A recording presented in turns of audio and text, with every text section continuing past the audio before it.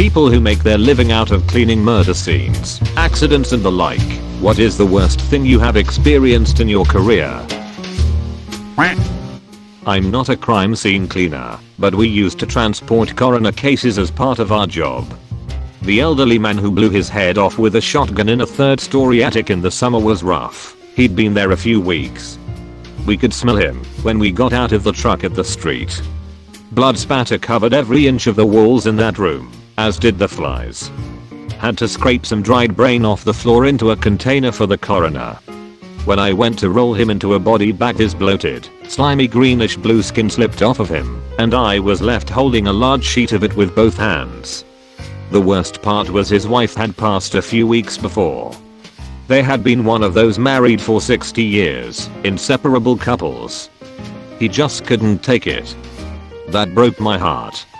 Other guys were puking. I cried silently. My dad worked for a very large auto auction.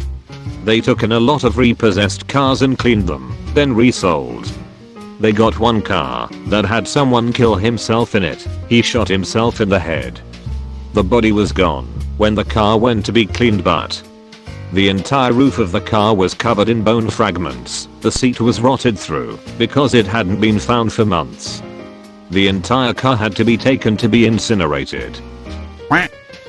I spent some time with the coroner to shadow for school. They were showing me different cases and going over them, pictures included. The one that seemed to emotionally bother this particular guy the most was a scene where a father was coming home and pulling into the driveway. His daughter, 3 years old, was running to greet him, and he didn't see her and ended up running over her head.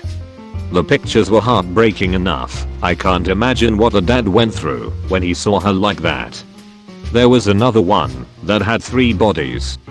Some guy killed his wife, his affair partner and her daughter, put them in a shed in the middle of summer and left town. They were found 3 weeks later, basically piles of putrid slime, maggots, like full 10-gallon buckets full, and bloated body parts sloughing off as they tried to bag them. The murderer had a pilot's license and has never been caught. The decomposed smelled for months after that. A family friend was a first responder to a scene where a young woman committed suicide by running onto a busy highway at night. A semi-truck hit her, and essentially her body exploded. He described the scene of just picking up pieces scattered across the road in the shoulder. Edit: this got more attention than expected. The poor driver of the truck thought he'd hit a deer and didn't know it was a person until he saw the tattered clothing on the road.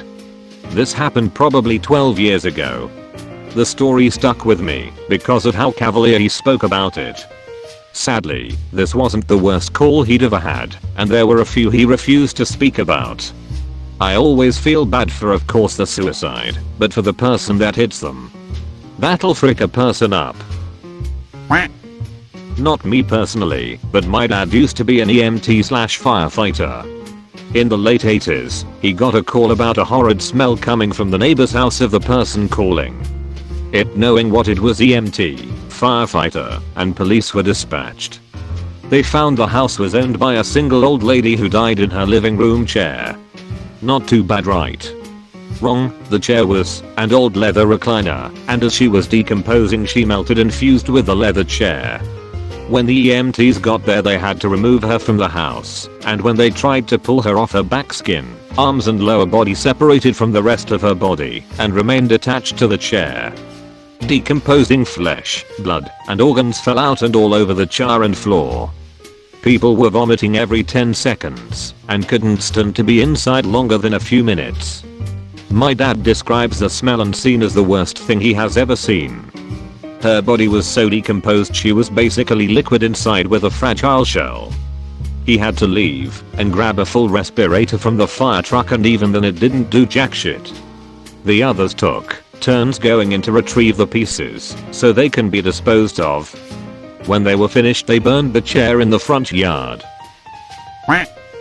Working for a tow truck driver that get the calls after crashes. The worst one for me was a family of 6 coming back with over 10 pizzas for a baseball team. It was a head-on with a tractor trailer, 18-wheeler. The ambulance took the bodies away, of course. Everyone died but one little guy. There was so much blood and vomit, diapers, toy dolls covered in blood. The pizza was everywhere inside of the car, like 2-inch thick on everything and all over the road. There was so many backpacks and things just covered in pizza blood. It is hard to even describe it to this day. It was oozing out all over the road and was like an exploded pizza pocket. Everyone that was waiting in the traffic jam looked horrified. Hey, as a former 911 dispatcher that called on towing services relentlessly for various things, thank you for what you do. Our service was always so kind and patient with us, despite the fact that we were always calling to change exact locations of an MVA at the last second. Unfortunately, when people are shaken up from an accident, they don't always have the wherewithal to give exact locations. The towing dispatcher I would call was the best and never complained. I know nothing could have prepared you for what you saw that day, but I hope you find comfort knowing there are people like me who value the service you provide very much. I work in disaster cleanup, including biohazard scenes. Sadly, it's only gotten worse since the Rona. Suicides have spiked. Murder is up. Old folks dying at home alone and people not realizing for longer because they don't want to give grandma and grandpa the virus. You would think they'd still pick up the phone and call. They are all awful. From the man who murdered his mom with a weight, to the man who shot himself in the head then walked all around the house bleeding everywhere, to the man who shot himself and we had to scrub blood off the baby bassinet, to the old man who died in a senior independent living facility who had no furniture and just a sleeping bag on the ground with garbage and feces stains everywhere. He wasn't found for some time. That one really bothered me a lot. Seeing someone who lived in those conditions and no one knew, or maybe didn't care, or they didn't realize he was gone until the odor got too bad. I used to pick up dead bodies for a living, and the worst one was a 420-pound man who died in his apartment in the middle of a summer with no electricity and had been dead a week.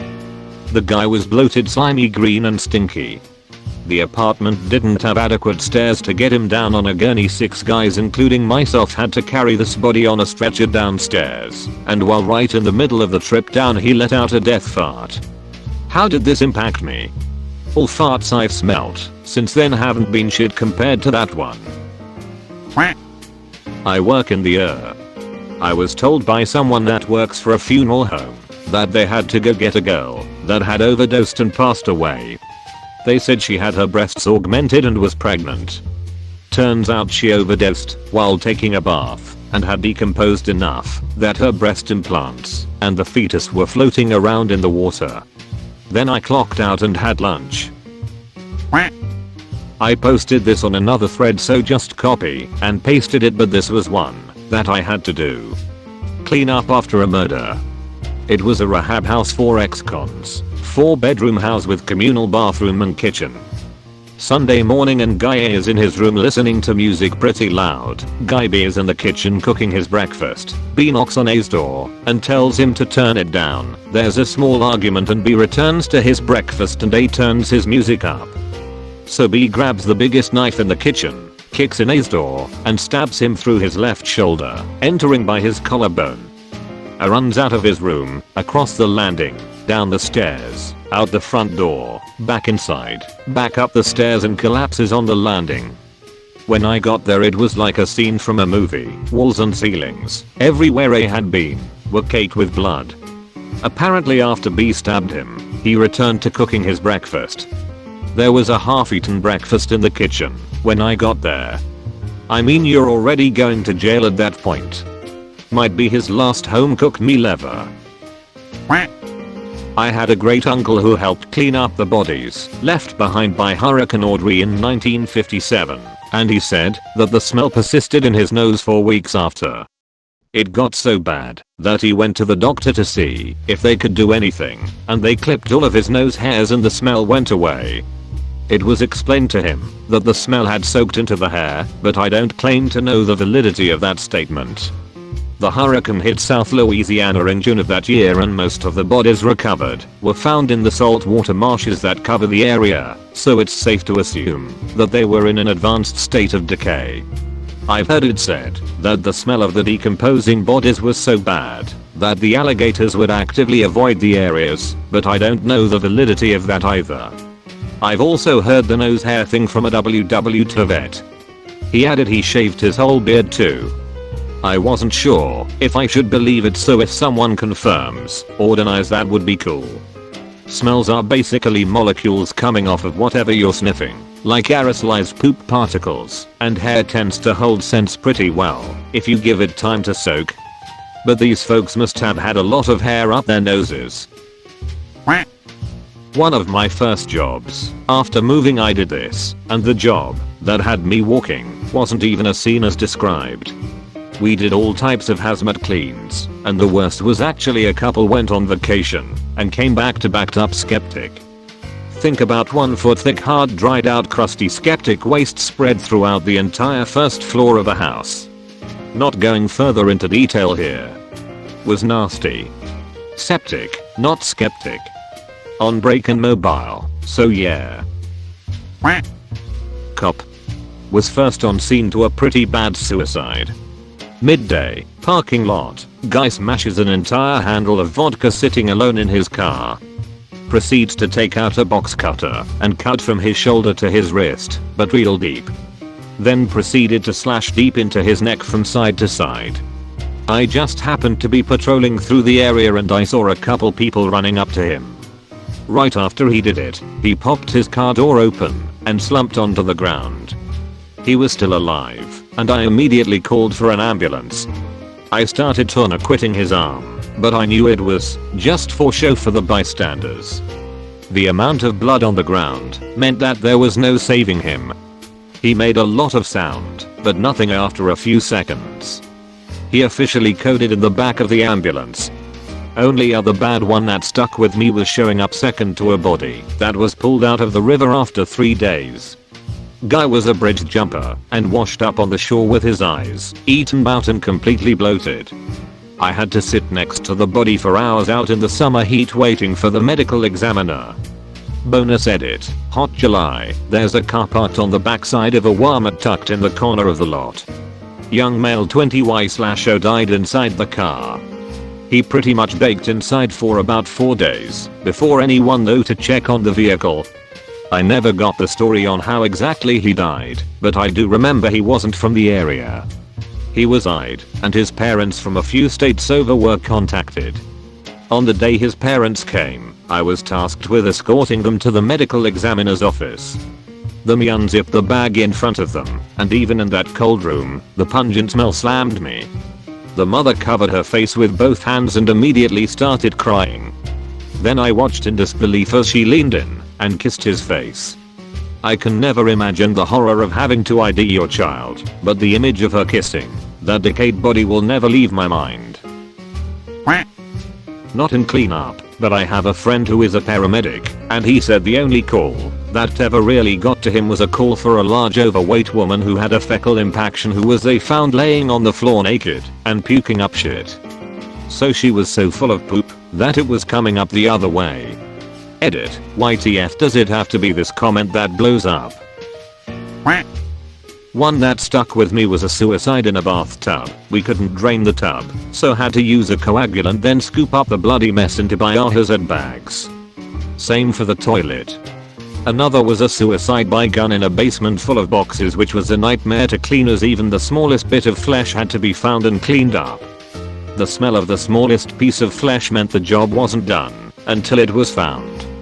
One scene, the cops thought it would be helpful to put newspaper on top of the leftover, melted body oils which dried to the floors and was terrible to clean up. Sad cleaning up these things when family is in the other room as well. Not working the job anymore, but definitely gave me an appreciation for the hard work biohazard cleanup crews do.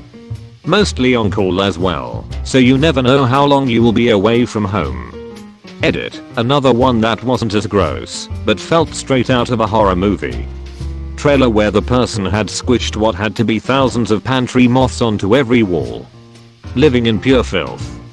Had to have had a mental condition, just really sad. Teen girl had to be pieced back together.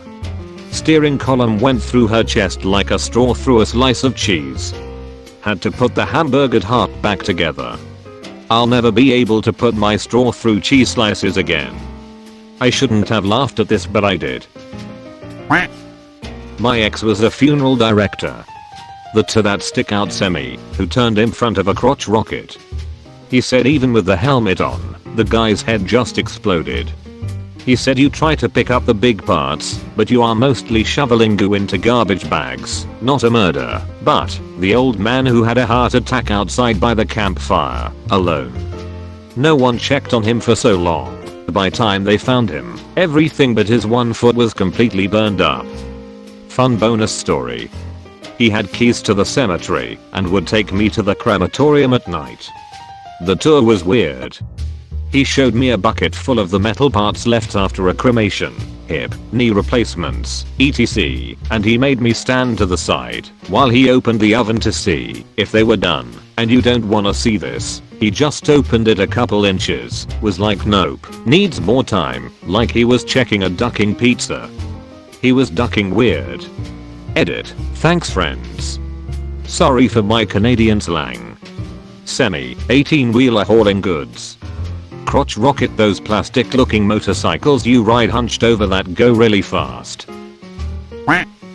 I'm so terrified of bothering anyone that as I read all of these I kept thinking stupid things like I hope when I die I turn the yak up really high so I don't turn too much into goo for other people to clean up.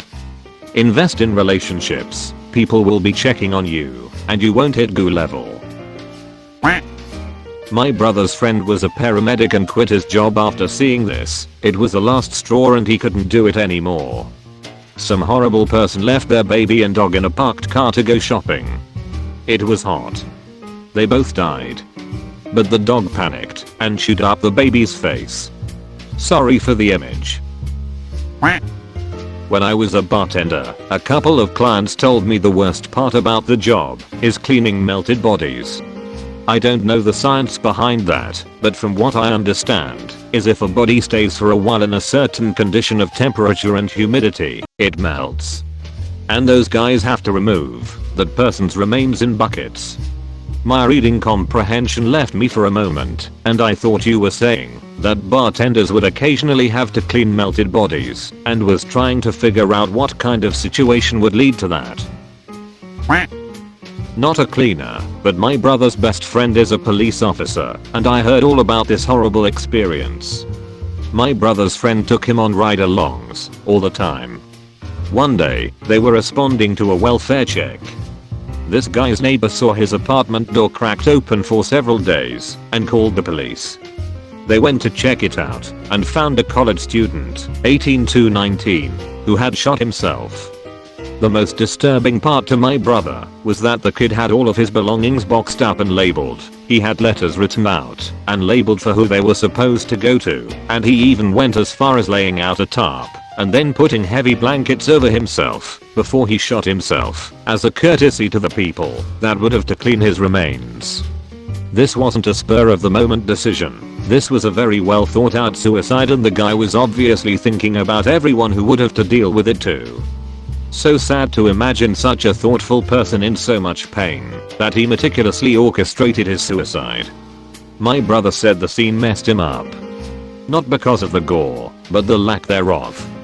Because this guy so meticulously and thoughtfully offed himself. I'm a first responder. A few days ago I had a bad one, not the worst or the grossest, but it was rough. I had a wellness check in a at-risk community apartment building. There was a younger lady, terminally ill, living on her own. Her son was calling for our help in getting in contact with her. I spoke with security and they had a key to her place. I made entry into a dark apartment. I was navigating by flashlight.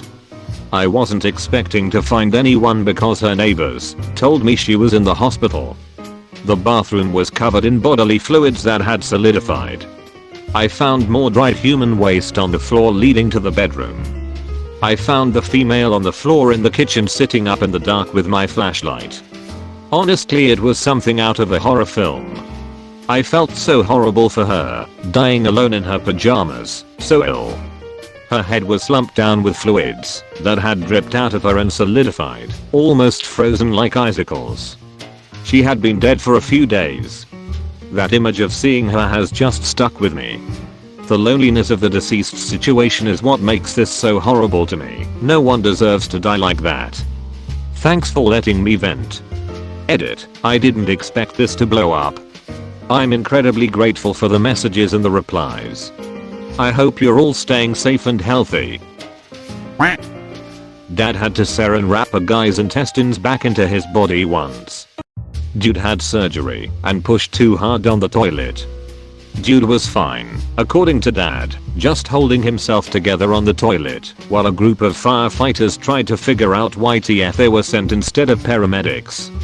Update: when he pushed too hard he opened a scar on his torso/ab area and it all fell out onto his lap. Should have mentioned this when I wrote the post. Ah shit, there goes my colon. Honey, grab the cling film. So I'm not a crime scene cleanup person, but I did work for a coroner's office for a while. I've spoken about it before on Reddit. This one time we went to process a scene where a guy died in his apartment and he wasn't found for 4 days and the heat got up to 100 while he was in his apartment. Needless to say, he had started to decompose. We were putting his body in the body bag and I grabbed his ankles while my partner grabbed his wrists. We go to lift him up and the skin around his ankles sloughs off while I'm trying to lift him. Had to adjust my grip to get him into the bag. Meanwhile my partner, like a dumbass, is breathing through his nose and gagging every 3 seconds. It was hilarious. I have another story too. Maybe I'll save it for another post. I thought you guys rubbed Vicks Vapor Rub under your noses to help. It doesn't do a whole lot sadly lol, especially not with over 100 pounds of decomp in front of you. Friend of mine does this. His worst was an elderly woman who died in a bath. Skin falls off like long cooked meat. So he just saw piles of skin/flesh. Goddamn, just writing this makes me gag. I'm a nurse. She died on day shift and was put on my assignment for the night so the family could take their time with the body and I'd handle her after they left. I never knew her when she was alive. She was in her 30s, African American, riddled with cancer. She was wearing a yellow nightgown. The day shift nurse had left her in a sitting position, all propped up with pillows. We try to make them look nice while the family says goodbye. If you've ever worked in American hospitals, you know black families take longer with the body than white families. Everyone needs to have their private time alone with the deceased before they go to the morgue and the funeral home. Our window is 4 hours. After that the body has to go to the morgue.